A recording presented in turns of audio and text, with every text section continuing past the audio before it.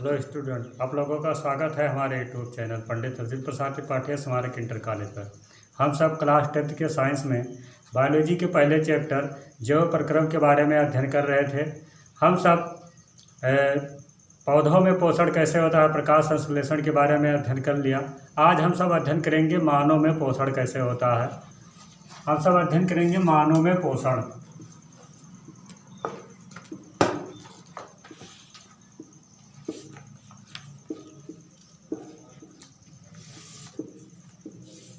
मानव में पोषण किस तरह होता है। जैसा कि हम सब पढ़े हैं उपापचय क्रिया। उपापचय क्रिया में क्या होता था, जो पेड़ पौधे होते थे अपने भोजन को सरल से जटिल अवस्था में प्राप्त करते थे। हम सब क्या है, अपने भोजन को जटिल से सरल अवस्था में क्या करते हैं, प्राप्त करते हैं। तो हम सबसे पहले देखेंगे कि पाचन जो क्रिया होती है पाचन तंत्र के अंतर्गत होती है। तो सबसे पहले हम मानव के पाचन तंत्र का चित्र बनाएंगे, फिर उनके बारे में जानकारी करेंगे कि कहाँ पर कैसे भोजन का पाचन होता है।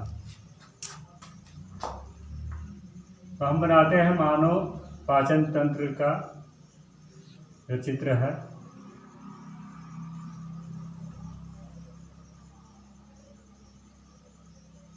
यह है इसका मुख।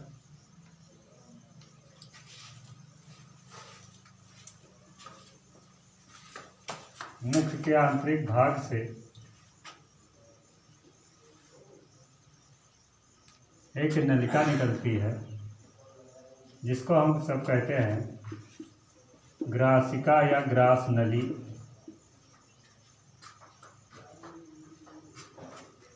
ग्रासिका या ग्रास नली।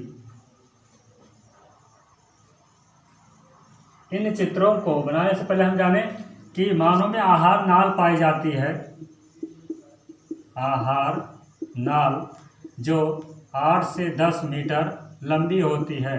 अब यही आहार नाल के अंतर्गत ये सब पूरे भाग पाए जाते हैं। अब आहार नाल के अंतर्गत क्या क्या होती है अभी हम सब बाद में देखेंगे, पहले फिगर देख लें। तो ये आहार नाल के भाग ही है। ये आपका होगा मुख। मान लीजिए आपका है मुख एवं मुख गुहिका। यह आपके मुख या मुख गुहिका आंतरिक भाग है। उससे जुड़ी हुई होती है ग्रासिका। फिर यह नली धीरे धीरे आगे चलकर कुछ बड़ी हो जाती है, आकार में कुछ बड़ी हो जाती है और एक नई संरचना बनाती है, जिसे हम सब कहते हैं आमाशय। आमाशय से होते हुई यह आहार नाल की नलिका चली आती है और एक नए संरचना के रूप में होती है। एक नए संरचना के रूप में होती है, जिसको हम सब कहते हैं छोटी आंत। एक नए संरचना के रूप में होती है, जिसको हम सब कहते हैं छोटी आंत। फिर ये कुछ बड़े आकार में होकर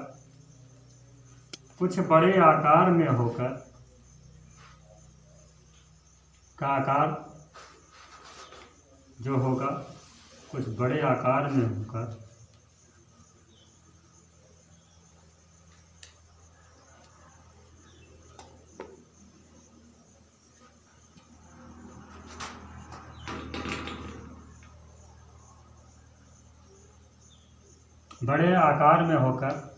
ये बड़ी आंत का निर्माण करता। तो सबसे पहले होते मुख या मुख गुहिका, फिर आमाशय से, और आमाशय और छोटी आंत से सटा हुआ होता है हमारा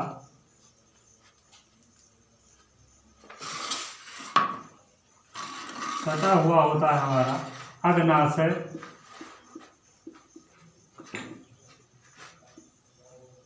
और इसी आमाशय से कुछ सटा हुआ होता है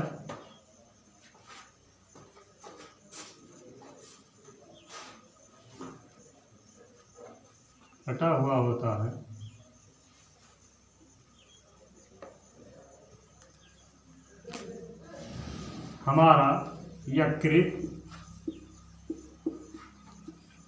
और ये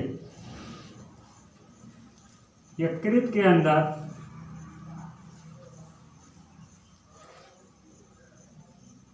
कुछ संरचनाएं पाई जाती हैं इस तरह, जिसको हम सब कहते हैं पित्त रस।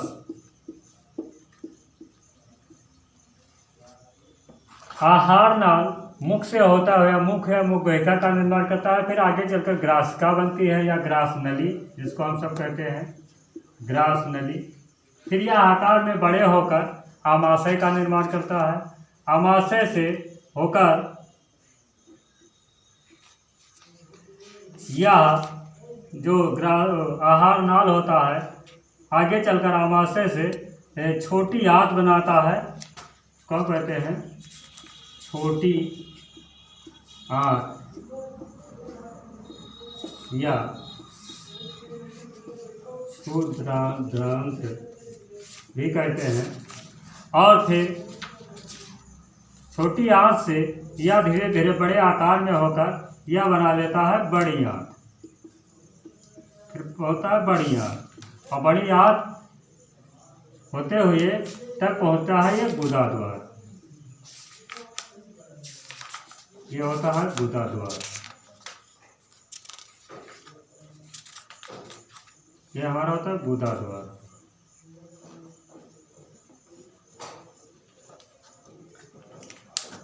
भोजन, मान लीजिए हमने भोजन सबसे पहले खाना प्रारंभ किया तो क्या मुख से, हमारा भोजन सबसे पहले मुख जाता है, मुख में, मुख से फिर जाता है ग्रास नली में, फिर वहाँ से पहुँचता है आमाशय में। आमाशय से भोजन होता हुआ हमारा जाता है छोटी आंत में, होता हुआ आता है, और छोटी आंत में आएगा, यहाँ पर भी पाचन होगा, बीच बीच में पाचन क्रियाएं होती रहती हैं, यहाँ पर होगा।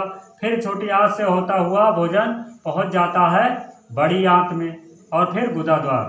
फिर उत्सर्जन क्रिया द्वारा क्या होता है कि जो अपशिष्ट पदार्थ होते हैं उनको बाहर हम सब निकाल देते हैं।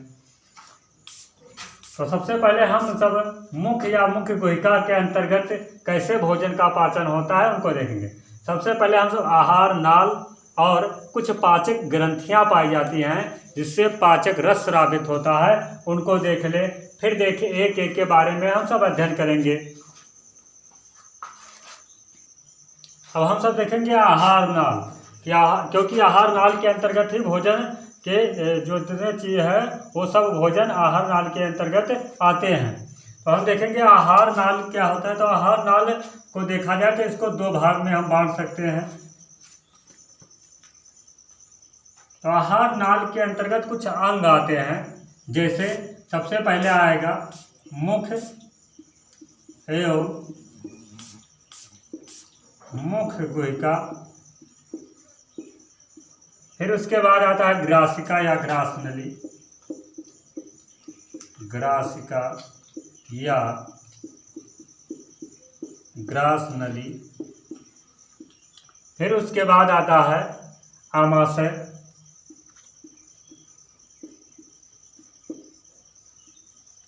आमाशय के बाद छोटी आंत,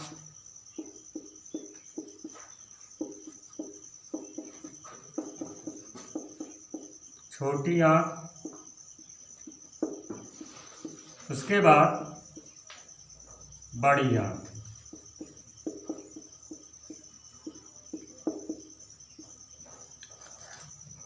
ये आहार नाल के मुख्य भाग हैं।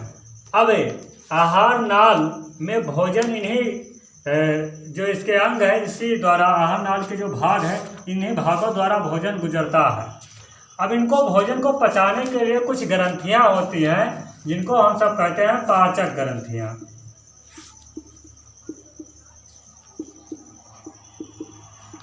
जिनको हम सब कहते हैं पाचक ग्रंथियां। अब पाचक ग्रंथियां कौन कौन सी है? तो मुंह में जो पाई जाती है ग्रंथि, जिसको हम सब कहते हैं लार ग्रंथि।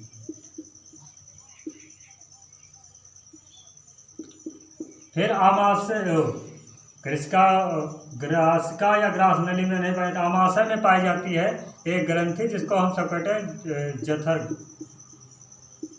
जठर ग्रंथि। और फिर छोटी, तो ये सब ग्रंथियों के नाम लिख लें। फिर पाई जाती है यकृत ग्रंथि, इनका सबका अलग अलग काम है। और पाया जाता है अग्नाशय। यकृत ग्रंथि जो होती है मानव शरीर की सबसे बड़ी ग्रंथि होती है। अब इनसे कुछ रस स्रावित होते हैं जिससे भोजन के पाचन में सहायक होता है। इसमें से कुछ एंजाइम भी स्रावित होते हैं जो भोजन के पाचन क्रिया में सहायक होते हैं। सबसे पहले हम याद रखेंगे कि आहार नाल के जो अंग या भाग हैं, मुख्य एवं मुख्य गुहिका, ग्रासका या ग्रासनली, आमाशय, छोटी आंत, बड़ी आंत, फिर इससे कुछ ग्रंथियाँ होती है जो एंजाइम उसको स्रावित करती है जो भोजन के पाचन में सहायक होती है, जैसे लार ग्रंथियाँ, जठर ग्रंथियाँ, यकृत और अग्नाशय। अब हम सबसे पहले मुख्य एवं मुख्य गुहिका के बारे में अध्ययन करेंगे। अब हम सबसे पहले भोजन का पाचन जो क्रिया प्रारंभ होते हैं मुख्य एवं मुख्य गुहिका से होती है, तो उसके बारे में अध्ययन करेंगे। मुख्य एवं मुख्य गुहिका।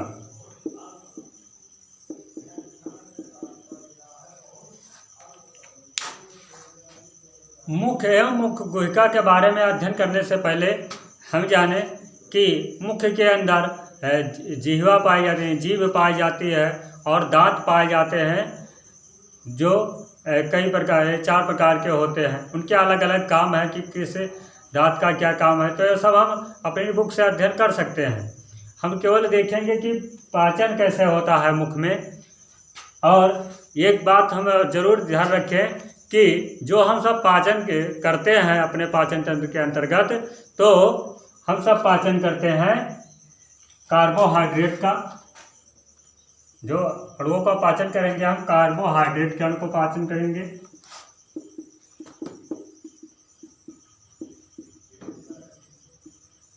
और कार्बोहाइड्रेट, प्रोटीन और वसा का पाचन करते हैं। कार्बोहाइड्रेट, प्रोटीन और वसा का पाचन करते हैं। अब कार्बोहाइड्रेट के अणु का पाचन हमारे भोजन में कहाँ से होता है, प्रोटीन का पाचन हमारे भोजन में कहाँ होता है और वसा का पाचन कहाँ होता है, तो हम सब एक एक के बारे में देखेंगे। तो हम सब अध्ययन करेंगे मुख्य एवं मुख्य गुहिका के बारे में। अब इसको जानने से पहले एक टॉपिक हमारी छूट गया कि पाचन क्या है। सबसे पहले हम पाचन जान लें, फिर इसके बारे में अध्ययन करें।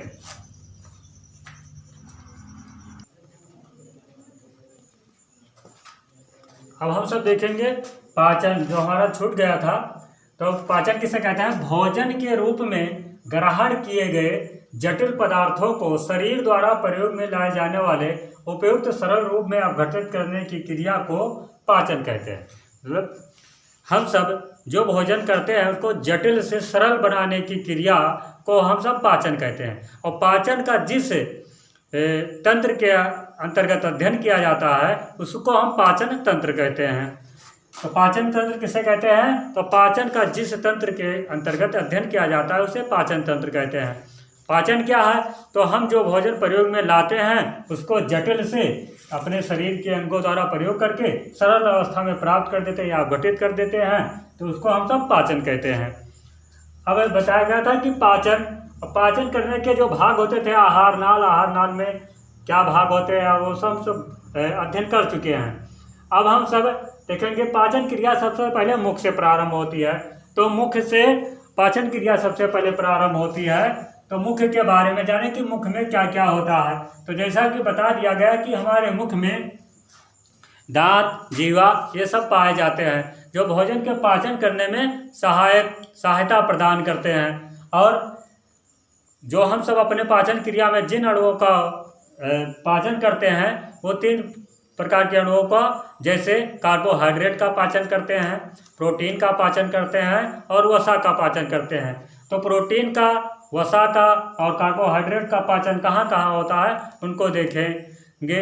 जब हम इनके बारे में अध्ययन करेंगे तो वहीं पर हमें पता चलेगा कि कार्बोहाइड्रेट का पाचन कहाँ हो रहा है, प्रोटीन का और वसा का पाचन कहाँ हो रहा है। तो हम सब अब अध्ययन करें मुख्य एवं मुख्य गुहिका के बारे में।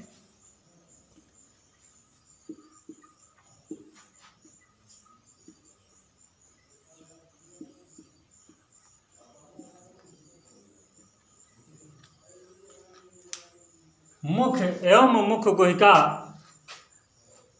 में पाचन सबसे पहले हम सब अपने दांतों से भोजन को कुतरते हैं और क्या करते हैं, बहुत बारीक बना देते हैं।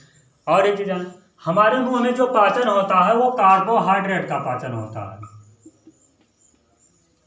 कार्बोहाइड्रेट के अणु का पाचन होता है।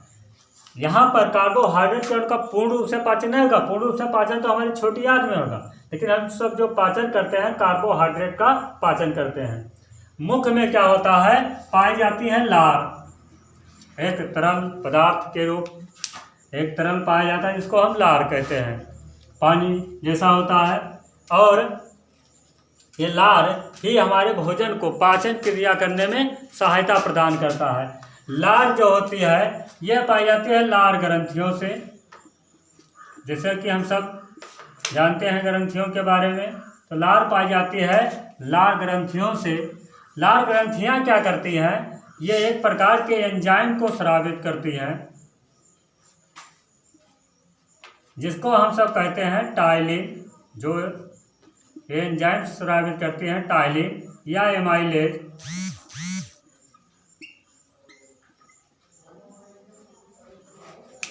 मुख में जब भोजन पहुंचता है तो सबसे पहले हम कार्बोहाइड्रेट के अणुओं का पाचन मुख में होता है।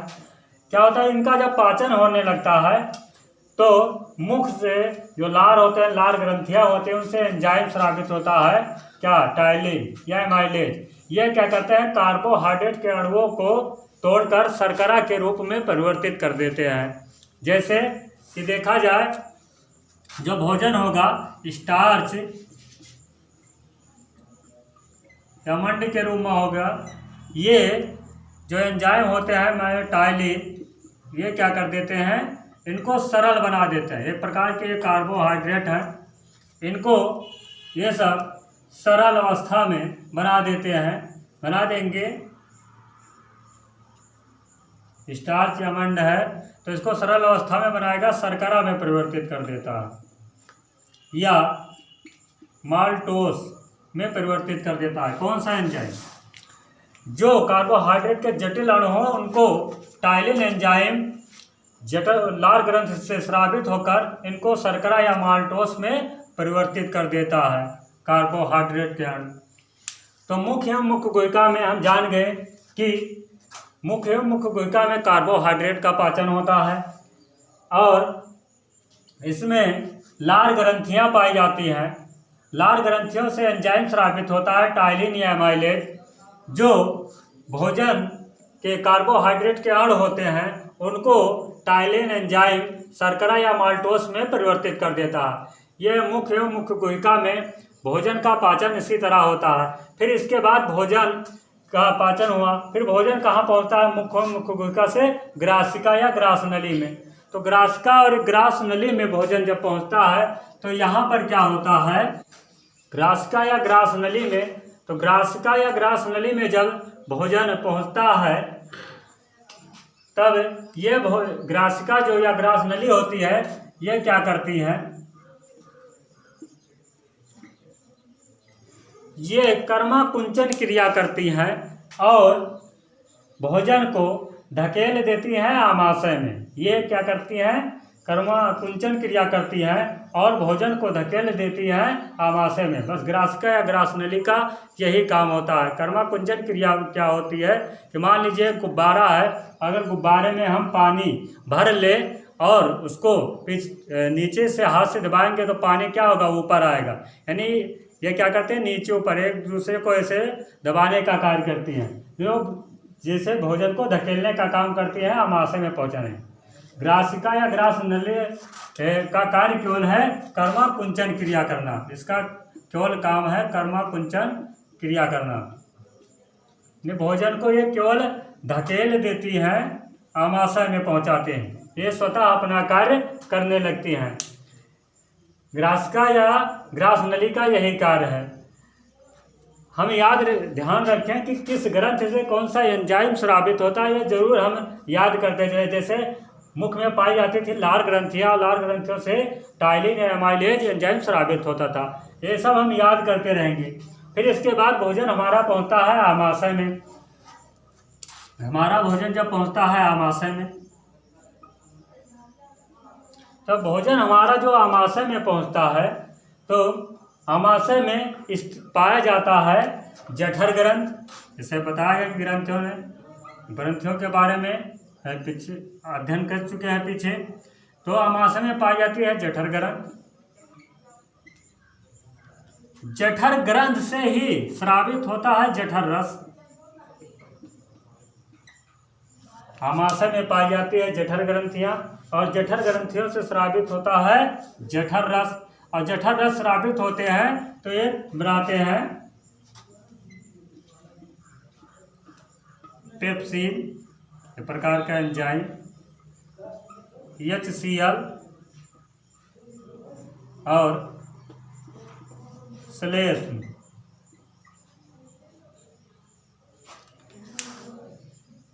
आमाशय में जब भोजन पहुंचता है तो जठर ग्रंथियों से जठर रस स्रावित होने लगता है, और जठर रस के रूप में ये पेप्सिन जो एक प्रकार का एंजाइम है, HCl हाइड्रोक्लोरिक अम्ल और श्लेष्म, ये अपने कार्य करने लगते हैं। ये रस स्रावित करने लगेगा और भोजन का पाचन करने लगेगा। आमाशय में भोजन के जिस अणु का पाचन होता है, तो इसमें होता है प्रोटीन का पाचन। मुख्य गुहिका में पाचन होता था कार्बोहाइड्रेट का, इनमें पाचन होता है प्रोटीन का। पेप्सिन जो है ये प्रोटीन के पाचन करने में सहायक होती है, और HCl क्या होता है, यह भोजन को अम्लीय बनाता है। यह भोजन को अम्लीय बनाता है, और अगर भोजन के माध्यम से कोई जीवाणु और कोई अन्य जीव अगर हमारे अंदर प्रवेश कर गए, तो ये जो हाइड्रोक्लोरिक अम्ल होता है उनको क्या कर देता है, मार देता है। और पेप्सिन जब ये प्रोटीन के अणुओं को तोड़ पाएगी, जब जो HCl होगा, जब तक भोजन को अम्लीय नहीं बनाएगा तब तक पेप्सिन जो होते हैं ये प्रोटीन के अणुओं को नहीं तोड़ सकते हैं। अब हम इनको एक माध्यम से देखेंगे। HCl जो होता है ये भोजन को क्या करता है, अम्लीय बनाता है, और जब तक भोजन को अम्लीय नहीं बनाएगा तब तक जो पेप्सिन एंजाइम होता है अपना कार्य यानी प्रोटीन के अणुओं को नहीं तोड़ सकता है। तब ये जब भोजन को बना लेता है HCl, तो हम देखेंगे जब भोजन को अम्लीय बना देता है, जब तक नहीं बनाएगा तब तक पाया जाता है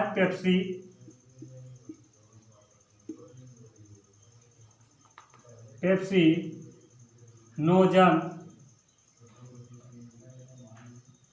जो होता है, पाया जाता है पेप्सिनोजन। ये क्या होता है, निष्क्रिय रहता है, ये निष्क्रिय रहेगा। और जैसे HCl भोजन को अम्लीय बनाएगा, तैसे क्या होगा, भोजन को HCl जैसे अम्लीय बनाएगा, तैसे जो पेप्सिन एंजाइम होता है ये क्या हो जाता है, सक्रिय हो जाता है।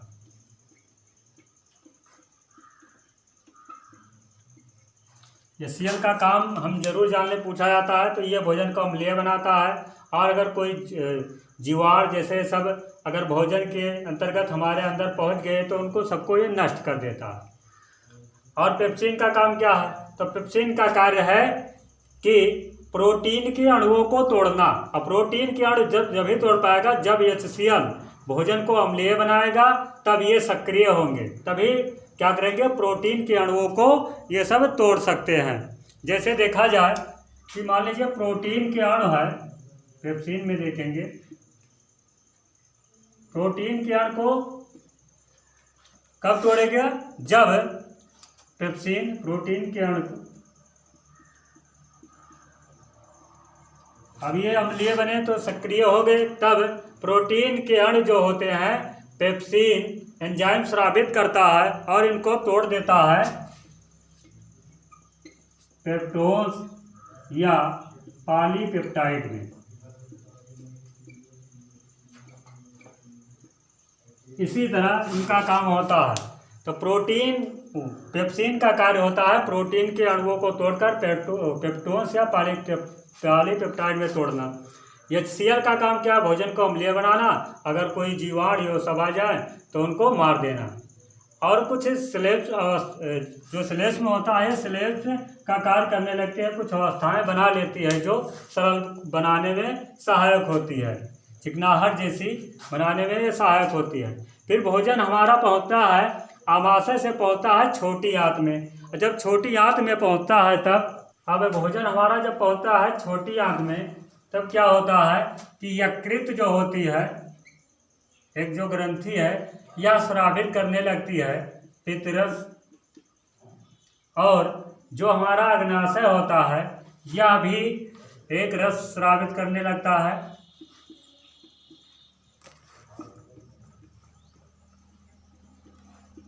अग्नाशिक रस को स्रावित करने लगता है।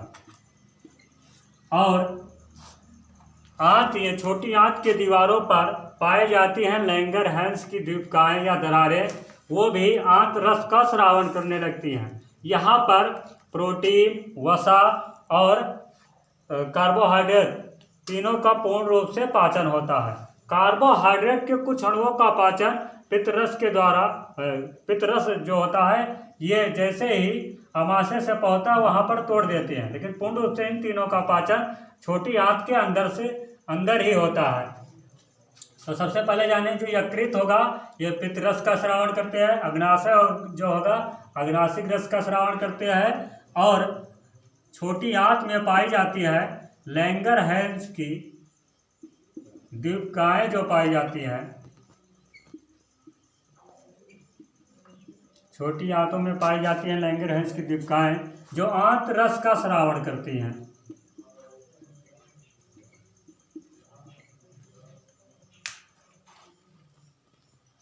अब इन तीनों का काम क्या होता है? तो यकृत से जो स्रावित हुआ पित्तरस, इसका काम क्या है कि जो आमाशय में भोजन हमारा बना था वो कैसा था? अम्लीय था। इसका काम क्या है कि यह भोजन को क्षारीय बना देता है और पित्तरस का स्रावण करने लगता है। जैसे उत्सर्जित मल में देखा जाए जो पीला बन रहता है उसको पित्तरस के कारण रहता है, या क्या करता है भोजन को अम्लीय से क्षारीय बना देता है। अग्नाशिक या अग्नाशिक रस क्या होता है? ये कुछ लवण और पाचक एंजाइम को स्रावित करने लगते हैं। ये कुछ पाचक एंजाइम जो हैं उनको भी ये स्रावित करने लगता है, कुछ लवण हैं उनको स्रावित करने का कार्य करता है, और यह पहले से ही क्षारीय रूप में होता है। यकृत से जो रस स्रावित हो रहा है छोटी आंत में भोजन के पाचन के लिए, क्योंकि हम छोटी आंत में पाचन पढ़ रहे हैं, छोटी आंत में पाचन, तो छोटी आंत में पाचन जो होगा तो उसके जो ग्रंथियां होती हैं वो ग्रंथियां अपना रस स्रावित करने लगती हैं। यकृत से जो स्रावित होता है पित्तरस, अग्नाशय से जो स्रावित होता है अग्नाशिक रस, और छोटी आंत में स्थित होती है लैंगरहैंस की जो दीपिकाएं होती हैं, आंत कर लेंगे, वो आंत रस का स्रावण करने लगती है। पित्तरस का काम क्या है? तो यह भोजन आमाशय में अम्लीय रहता है, इसको क्षारीय बना देती है और पित्तरस का स्रावण करने लगती है। और अग्नाशिक रस क्या होता है? तो यह कुछ पाचक एंजाइम और कुछ लवण को स्रावित करने का कार्य करने लगती है, तथा यह स्वयं पहले से ही क्षारीय रूप में होती है। अब आंत रस क्या होता है, इसका क्या काम होता है? तो यह कार्बोहाइड्रेट के जो अणु होते हैं उनको ग्लूकोज में तोड़ देती है, प्रोटीन के जो अणु होते हैं उनको अमीनो अम्ल के में तोड़ देती है, और वसा के जो होते हैं अणु उनको वसीय अम्ल में तोड़ देती है। तो हम देखें कि आंत रस का काम क्या है, तो आंत प्रोटीन के अणु, कार्बोहाइड्रेट के अणु को कैसे ये सब तोड़ती हैं।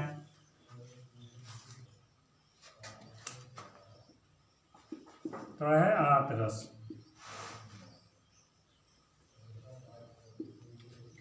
इसमें क्या होता है? अब यहीं पर तीनों का पाचन करने में ये तीनों सहायक होती है, पित्तरस, अग्नाशिक रस और आंत रस। और जब पाचन हो जाता है तो आंत रस जो होती है ये क्या करती है, जो कार्बोहाइड्रेट के अणु होते हैं उनको परिवर्तित कर देती है ग्लूकोज में। और प्रोटीन के जो अणु होते हैं